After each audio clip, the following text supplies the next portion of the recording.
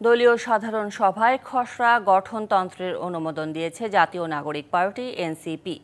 এছাড়া জানানো হয়েছে নিবন্ধনের জন্য রবিবার নির্বাচন কমিশনে আবেদন করবে দলটি। শুক্রবার সন্ধ্যায় রাজধানীর বাংলা মোটরে দলীয় কেন্দ্রীয় কার্যালয়ে সাধারণ সভায় দলীয় গঠনতন্ত্র অনুমোদন দেয়া হয়। খসড়া গঠনতন্ত্রে বলা হয়েছে, পার্টির প্রেসিডেন্ট ও জিএস কাউন্সিলের মাধ্যমে নির্বাচিত হবেন।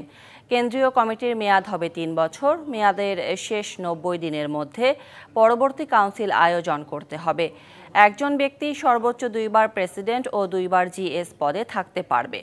এছাড়াও ১১ জন নির্বাচিত পলিটিক্যাল কাউন্সিল মেম্বার সহ মোট ১৫ জন মেম্বার থাকবে পলিটিক্যাল কাউন্সিলে। নির্বাচিত ১১ জনের মধ্যে অন্তত ৩ জন নারী থাকতে হবে।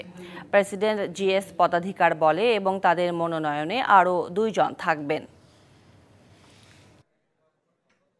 কেন্দ্রীয় কমিটির সদস্যদের সম্মতিক্রমে খসড়া গঠনতন্ত্র অনুমোদনক্রমে চূড়ান্ত করা হয়। সভাপতি এবং সাধারণ সম্পাদক সারা দেশের ন্যাশনাল কাউন্সিলের ভোটে তারা নির্বাচিত হবেন এবং কোনো ব্যক্তি তার জীবদ্দশায় ২ বারের বেশি সাধারণ সম্পাদক, সভাপতি থাকতে পারবেন না।